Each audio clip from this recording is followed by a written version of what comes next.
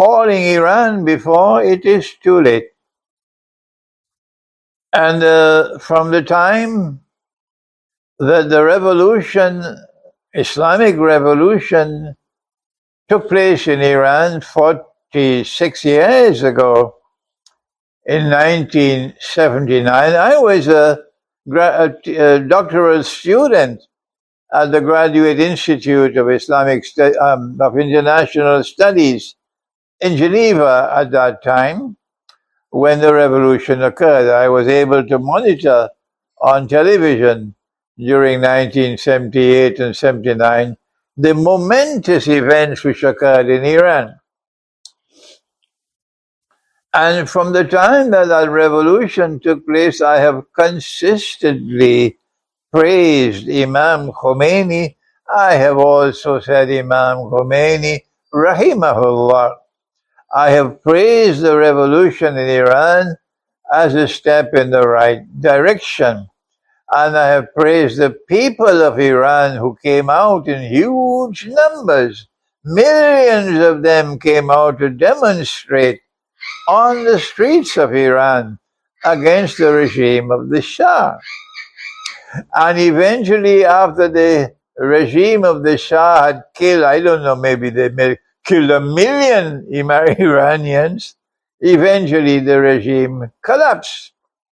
And Imam Khomeini returned to Iran as a triumphant leader, leading his people to freedom from oppression. And I commended them, I applauded them. And I also said that Iran has set the model for the rest of the world of Islam. That if the rest of the world of Islam is ever to win freedom from oppression, it will be by a similar process of the masses coming out on the streets to demonstrate against oppression and evil. If this had been done in Pakistan and consistently, today Pakistan would be free and Imran Khan would not be in prison. But the people of Pakistan suspended it. If this had been done in Egypt, in Morocco, in other countries, the world of Islam would have experienced more freedom if they had followed the Iranian model. And all through the years, these last 46 years, I've always consistently praised Iran, particularly for its foreign policy. That Iran has consistently stood up with courage and integrity to support the cause of the Palestinian people, Christian as well as Muslim, against Israeli Zionist oppression. And Iran has suffered as a consequence of standing up for truth and justice. I have always supported Iran for the wisdom of its foreign policy of building fraternal ties with Russia to such an extent that now Iran is a strategic partner of Russia. And Iran has complemented that with building important ties with China as well. But most of all, I have always admired Imam Khomeini. Imam Khomeini, who did what no other leader ever did. Imam Khomeini stood up, pointed his finger at Washington, and with incredible courage and integrity, he pointed to Washington. He said, "This is Shaitanul Kabir." Nobody dares to do that today, not at all. So I have supported and complimented Imam Khomeini and the Islamic Revolution in Iran. And my critics have said, Imran Hosein is Shia. These are the schoolboy responses. No, I'm not Shia.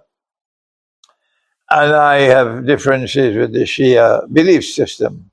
But I admire the revolution in Iran. However, I now today must make some comments concerning Iran, which may hurt some of the leaders in Iran.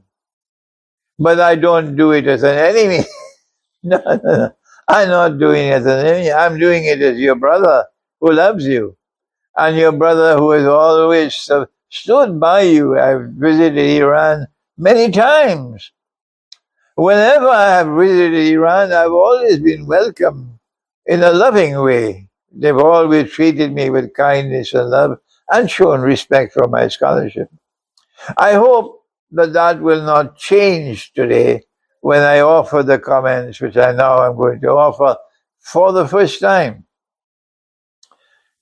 The people of Iran, who are all 50 years of age or younger, must be described as the children of the Islamic Revolution, because the Islamic Revolution took place 46 years ago. So those who were 5, 6, 7 years of age at that time were children, and those who were born since then, all of these 50, 55 years of age in Iran, you have to be described as children of the Islamic Revolution in Iran. And so today we have to address not only the children of the revolution, but those who were old enough at the time of the revolution to participate in it. The world of Shia Islam responded in 1979 by recognizing the Islamic Revolution in Iran for them to be a validation of the Shia belief system. The Shia belief system differed from ours. Our belief system is that the Khilafah state was established by Nabi Muhammad والسلام, after it was established by Nabi Dawood السلام, and Nabi Sulaiman السلام, the prophets David and Solomon. The second Khilafah state was established by Nabi Muhammad والسلام, in Medina in his lifetime. And he lived for 10 years and then he died. But the Khilafah state did not collapse when he died. The first Khilafah state collapsed when Nabi Solomon alayhi salam, when he died, it collapsed. And the Israelite people were weeping after the Babylonian army came and destroyed the state of Israel and took them in bondage or slavery to Babylon. And they were weeping by the waters of Babylon because they had lost the Khilafah state. But our Khilafah state, which was established in Medina by Nabi Muhammad survived when he died. And we recognize that it survived with integrity. When Abu Bakr Siddiq radiallahu ta'ala anhu became the successor of the Prophet to lead the state. And after him, Umar radiallahu ta'ala, Umar ibn al-Khattab, became a successor to Abu Bakr Siddiq and became the ruler of the Khilafah state, and so to Usman ibn Affan, three of them, and then Ali radiallahu ta'ala anhu. So our view is that the Khilafah state survived with integrity, while these four Khulafa ruled over the Islamic state.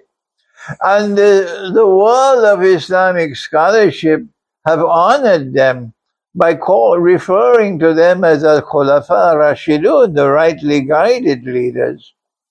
And then we found the forces of counter-revolution emerging in the body of Islam, with the monarchy emerging, family rule emerging with Muawiyah and with his son Yazid.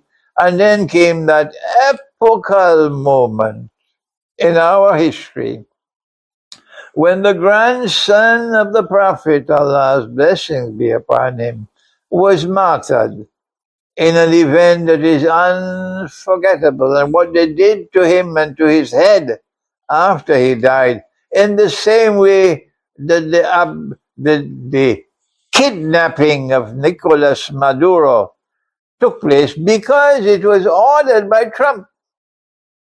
So those American soldiers who landed in Caracas and did the kidnapping, of course they'll have to pay for that. On Judgment Day, they'll be judged. But the mastermind who ordered it is Trump. So on Trump, I'm telling you this message, President Trump, prepare for Judgment Day, when you'll have to stand up before Allah and you'll have to answer for the kidnapping of Nicolas Maduro, who was the president of Venezuela. And I'm sorry for you on that day. Similarly, it was not the army which killed Imam Hosein at Karbala. They, of course, will have to answer on Judgment Day. But it's those who sent the army. In this case, it was Trump who sent them. In that case, it was Yazid. And Muawiyah was the one who put Yazid where he is. And he has a responsibility for the martyrdom of Imam Hussein. But what happened in history is that the sectarian movement emerged as a consequence of what happened in Karbala. And a new belief system emerged that no, as soon as the Prophet died, sallallahu ta'ala alayhi wa sallam, the Khilafah state lost integrity as soon as he died. This is the Shia belief. The Khilafah state lost integrity because Abu Bakr Siddiq was a bogus Khalifa. This is correct language I'm using. And Umar was a bogus Khalifa. You can't criticize me for my language. This is exactly the language you use. And Uthman was a bogus Khalifa. And the rightful Khalifa should have been Ali. This is the divide between the Shia and the Sunni. But it's more than that. The Shia believe that this was divinely ordained, that Allah is the one who ordained that the Ahlul Bayt must rule over the world of Islam. And truth was left by Allah. When the Prophet died, he left two things. He left the Qur'an and he left Ahlul Bayt. And this is what you must use to be able to survive. So long as you hold on to the Qur'an and you hold on to Ahlul Bayt, you can never go astray. People will never stand up to demonstrate against you. No, not when you have the Quran and you have Ahlul Bayt. You will not have to kill 3,000 people in demonstrations. No, because you have the Quran and you have Ahlul Bayt. You will never go astray. My language is a little harsh today. But other than harsh language, how can I wake you up? How can I wake you up? There is a fundamental difference between our views on this subject. We reject the view that Allah has ordained that Ahlul Bayt must rule over this ummah. And if we reject what Allah has ordained, then we are kuffar. How come you never say Imran Hosein is kafir? Yeah, the Maulanas in Britain, they say Imran Hosein is kafir. But the Shia have never said Imran Hosein is kafir. I'm sorry for laughing.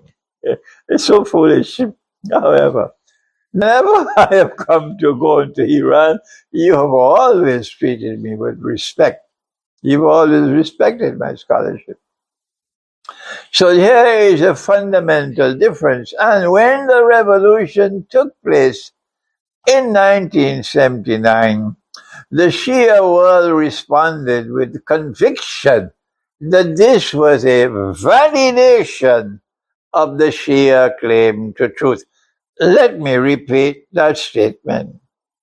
When the revolution took place successfully in Iran in 1979, the Shia world largely the Shia world responded by recognizing this success as a validation of the Shia claim to truth. Today, I have to remind you of that.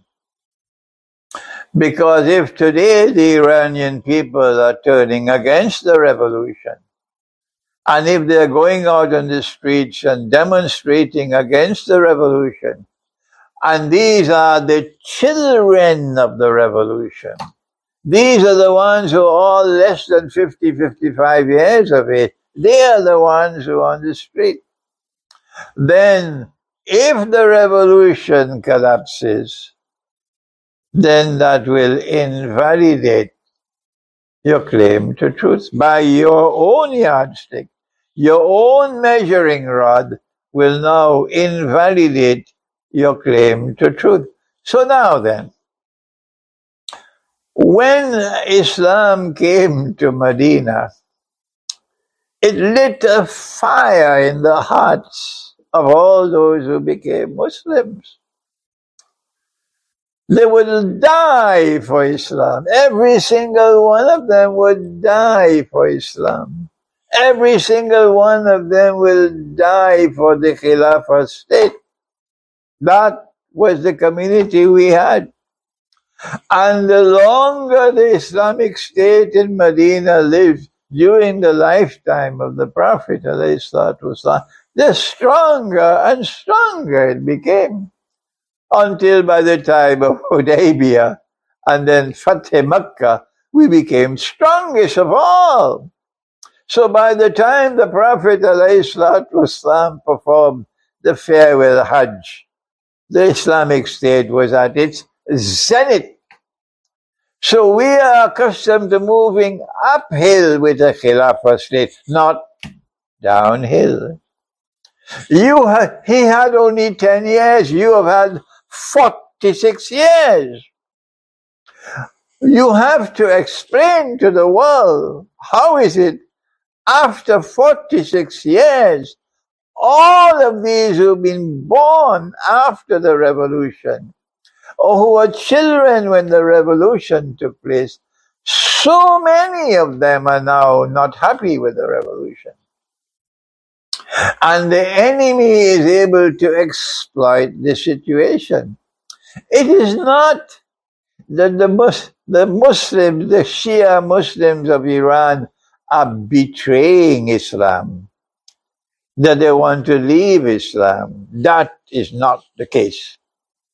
It is not that they are siding with the enemies of Islam, joining hands with Israel, joining hands with the United States to cut the throat of the revolution. That is false. That is nonsense. It is that Israel is exploiting an opportunity, and the United States is exploiting an opportunity because they are protesting in Iran. And the question we have to ask is, why is this happening? And we need honest answers. We don't need propaganda. We need honest answers. One of the very first reasons why there are all these protests in Iran is a subject I've been teaching you in Iran for 25 years or more. That's a long time. I went to Iran myself and I lectured on the subject. I met with so many ayatollahs in Iran to discuss the subject with them about money, about the Iranian rial, about the Iranian toman. And I explained to them that this money was bogus, this money was fraudulent, this money was haram. I did this to Afghanistan as well. When there was an Islamic government in Afghanistan 25, 30 years ago. And Afghanistan said, no, Imran, you're wrong, we don't agree with you. Yes, they accepted the bogus money as halal. I try to teach this subject to Pakistan, but nobody can teach Pakistan anything. No. The brainwashing in Pakistan is even more than in Afghanistan. So I failed with Afghanistan. I failed with Pakistan, and I was teaching it to Iran. Some of the ayatollahs I met in Iran accepted that the monetary system was bogus and fraudulent and haram. I have to pray for Allah's mercy on the soul of that great man, Ayatollah Shirazi. And this was an elderly man in Qom.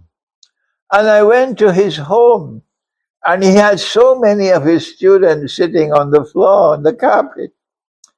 And I sat with them until the old man came and sat next to me. And this old man held my hands while talking to me. He held my hands. Unforgettable. And this old man taught me a lesson on riba I could not teach in 1,000 lectures, to show how riba sucks the wealth of the people and leaves them in destitution and poverty. And that's why they're protesting. He took 2 mugs, one with water and the other with lemonade. And he took 10 glasses and he started pouring water and lemonade, but diluting the lemonade in each glass until eventually the last glass, he said, taste it. I couldn't taste any lemonade. It was only water. He said, that's riba. That's how they rip off the people, suck the wealth of the country, and eventually you end up in destitution. This monetary system is riba. That man has now died. May Allah have mercy on his soul. But he recognized it as haram, and he was an Ayatollah. I met in Shiraz with Ayatollah bin Azadi. And Ayatollah bin Azadi also agreed with me. He said about the monetary system, the riyal and the duman. He said, this is the root of all evil in Iran. But then I met with one of the greatest Ayatollahs in Iran. I can't mention his name. And I tried to talk to him about the subject of money. It was like talking to a blank wall. I couldn't make no sense. No, sir. He didn't know anything on the subject. I don't want to talk more about him. But the Ayatollahs told me in Iran, Sheikh, you have to go to Ayatollah Khamenei yourself. And you have to convince him that the money which is being used in Iran is bogus and fraudulent and haram. And if you can get him to change his views, then all of Iran will agree, and the dinar and dirham will be established in Iran. I said to them, I will never do such a thing. My duty is simply to teach, and I've done my job to teach. You must now bring the change. 46 years have passed, and Iran is still using bogus money, like Pakistan, like Afghanistan, like the rest of the world of Islam. But you are the Islamic Revolution. A million Iranians had to die for you to bring this revolution to success. They're shuhada. What have you done in 46 years?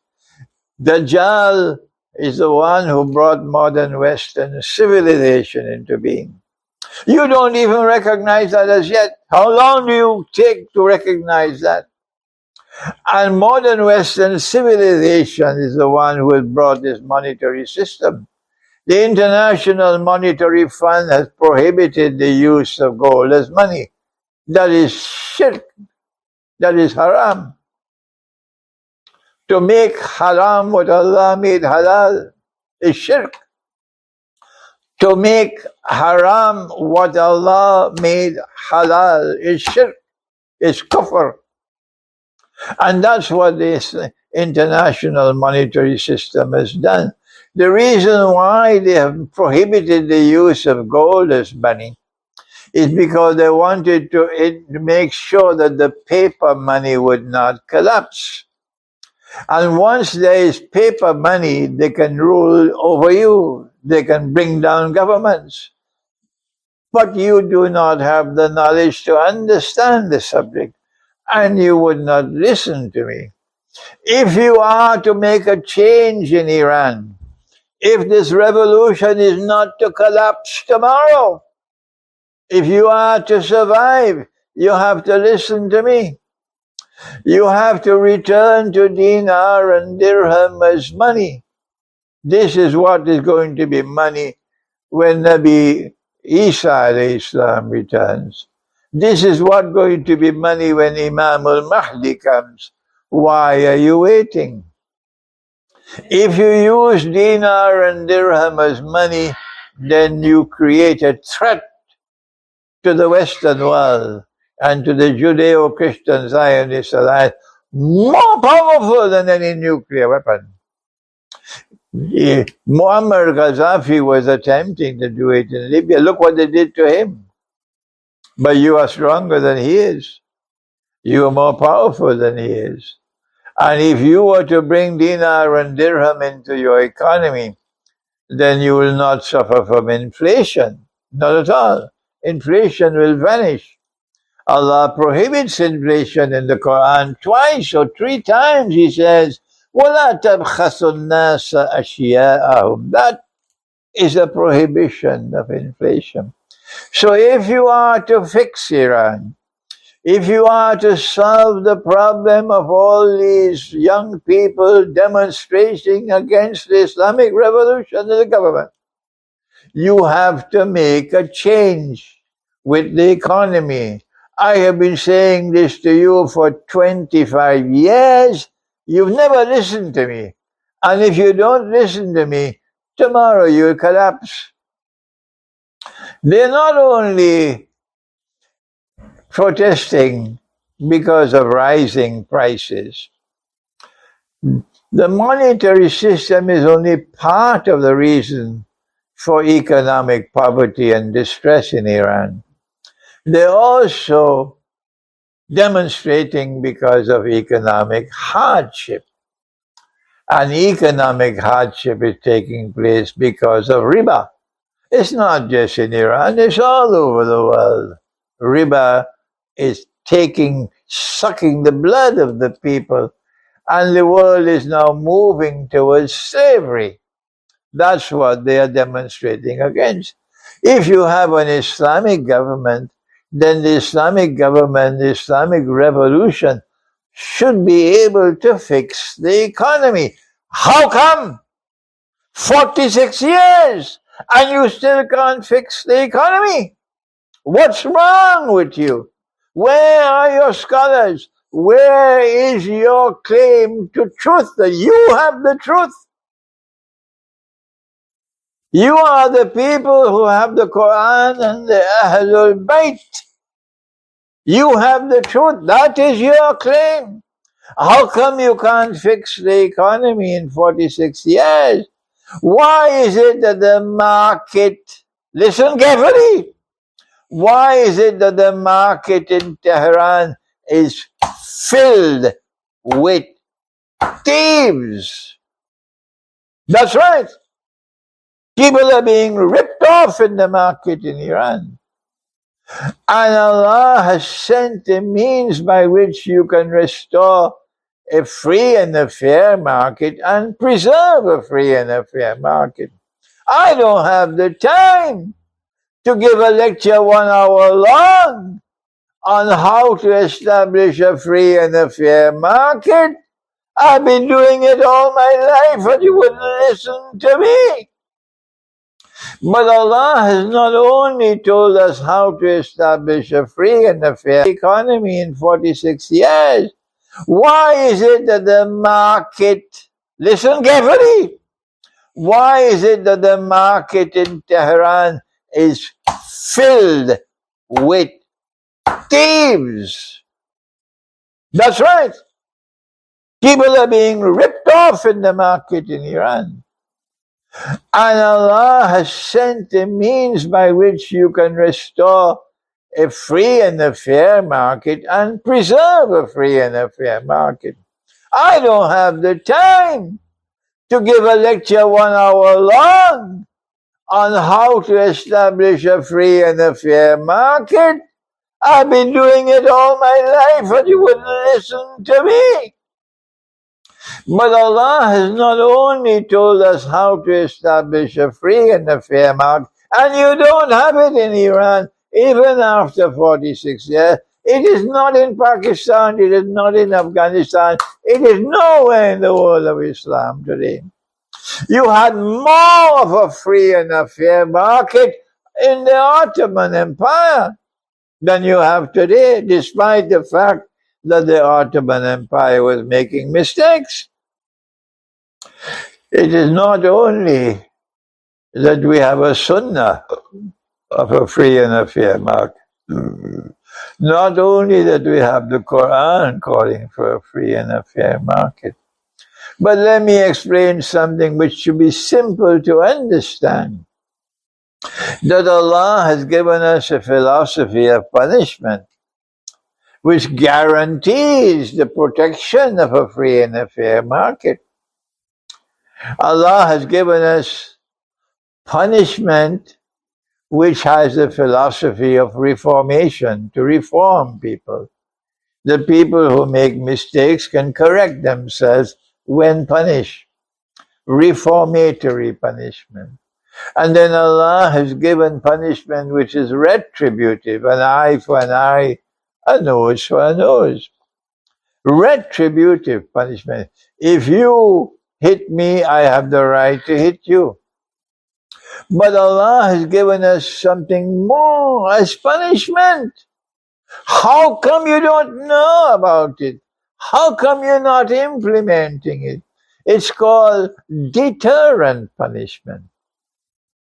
That I am punishing you so that no one else will do what you did. That is deterrent punishment.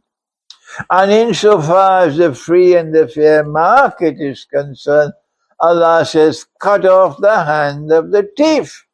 Not if he stole a mango. No, you wouldn't steal a mango and lose your hand, but something of some value.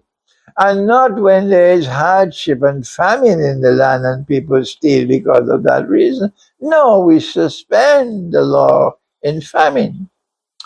But when you are in a normal market, as you have had in Iran for 46 years, then if someone steals in the market, you cut off his hand.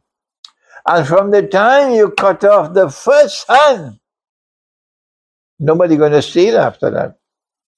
You won't have thieves in the market anymore. I asked the Islamic Revolution in Iran, how many hands have you cut off? How come deterrent punishment is not working in Iran? How come the market is full of thieves? Don't tell me I'm false, I'm wrong in my information. I have my students who left Europe because of me and went back to Iran. They're Shia and they're my students. And when they went back to Iran to try to do business, they said to us, Sheikh, the market is filled with thieves. We've got to go back to Europe. And they went back to Europe. These are my students. And so if you want to stop the people from demonstrating on the streets, fix the monetary system, restore a free and a fair market, implement it. In Arabic is called the hudud. I call it the philosophy of punishment. Punishment which is reformatory, punishment which is retributive, and punishment which is deterrent punishment. But there is more to explain what is happening in Iran. And the enemies of Iran are simply exploiting a door which you have opened for them. That's right. And now you have to ask the question, why is it that so many young people in Iran want freedom to live a way of life that is incompatible with the Islamic Revolution? That is my question. How do you explain that so many young people in Iran who are children of the revolution, so many of them are now demonstrating they want freedom. Freedom for what? Answer: freedom to live a way of life which is incompatible with the Islamic revolution. How do you explain that? If you had Islam, if you had the Islam which came from the Qur'an and from the Sunnah of the Prophet ﷺ, then the children of the revolution will give their lives to protect Iran and will demonstrate against Israel and the United States. Stay away! We don't need your help. Stay away! You are our enemies. But no, Israel is exploiting the situation. The Mujahideen Khalq are exploiting this. That's the name they give for themselves. I didn't give them that name. And the United States and Europe is exploiting the situation. So how do you explain? They don't want to live the way of life of hijab. They want to take off the hijab. They want to be free. They don't want to cover themselves with what you call the chadar. They want to wear clothing which is tight-fitting, which is erotic and sexy clothing. They want to mingle. Boys and girls want to mingle, and they want to enjoy themselves in intimate encounters. When this is what they see from the Western world, and they want to live that way of life, which is incompatible with the revolution. In Pakistan, they've given up. They've resigned. We can't stop them. So in Pakistan, the young people are free to dance all through the night. In Iran, they're struggling the same way as in Afghanistan. They're struggling as they're in Iran. But they're losing the struggle in Afghanistan. And you are losing the struggle in Iran. And so my question is, how do you explain? If you have the true Islam, then this should not be happening. If you had the true Islam, then the children of the revolution would be in love with the Quran. The children of the revolution will be in love with Islam. The children of the revolution will give their lives for Islam. The children of the revolution will not be demonstrating the way they're demonstrating. And so, it's time for you to wake up. Your scholars have to wake up. It's time for you to listen. And I am saying to you that the Islam that you are presenting to them in Iran is not attractive to them. It's not attractive to them. The Islam that we had in Medina was so attractive that all the slaves wanted to become Muslim. The Islam was such that all the oppressed became Muslim. The Islam was such that the young people were foremost, up front, in defending the revolution waged by Nabi Muhammad alayhi salatu wasalam. Before I end this appeal to Iran, before you collapse, because collapse is facing you in your face, you can't hide it. Collapse is facing you in your face. If this is what you're facing today, wait and see what tomorrow comes in store. Because the cell phone and the smartphone and the internet has come to stay. And they're spreading the Western propaganda all the time. And Dajjal is at work. And your young people, instead of falling in love with the Quran, are dancing with Dajjal. That's why you have the demonstrations on the street. How do you do it? How do you respond to it? How do you solve the problem? You don't solve the problem with the police. You cannot solve the problem with the Revolutionary Guards. You cannot solve the problem with tear gas. You cannot solve the problem by killing another 3,000 that you've already killed.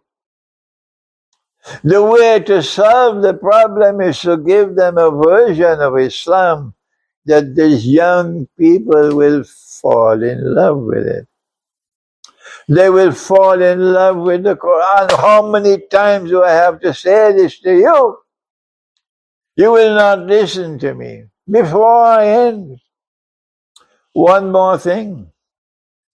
It's not just deterrent punishment in the Quran, but Allah asks you to establish deterrent power. Allah speaks in Surah Al-Anfal, and He says, it's a command, وَعِدُّ لَهُمْ مَا اسْتَطَعْتُم مِّن قُوَّةٍ وَمِن رِبَاطِ الْخَيْلِ. Why does Allah want you to build power? Answer, تُرْهِبُونَ بِهِ عَدُوَّ اللَّهِ وَعَدُوَّكُمْ. I want you to build power so that you can use power as a deterrent. Korea has nuclear power, and Korea has demonstrated effectively that it is using that nuclear power as a deterrent. They cannot attack Korea. No. They could attack Iran. They could kill the head of the Iranian armed forces. They could kill and assassinate the head of the Revolutionary Guards. They could kill 6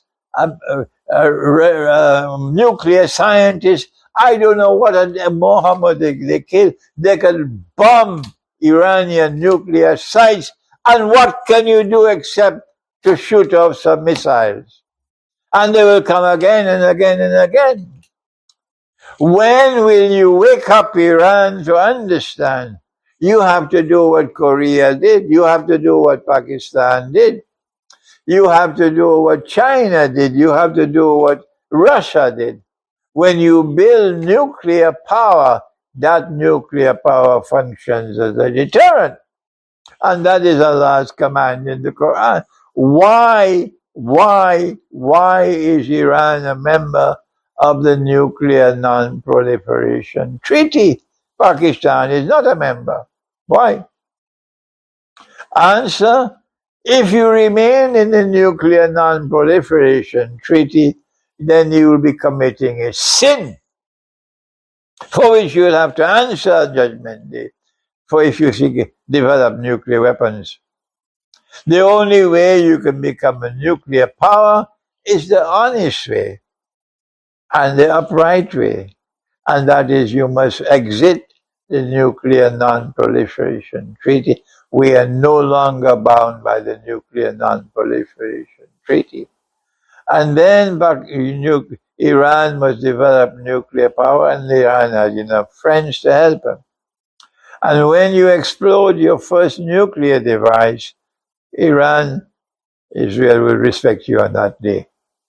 When you you explode your first nuclear device, like Indira Gandhi did in India, after the Lahore Summit Conference frightened her, then India joined the nuclear club.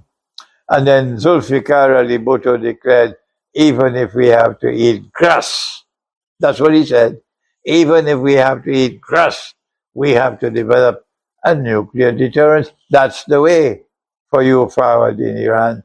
If you don't listen to me today, tomorrow you'll collapse.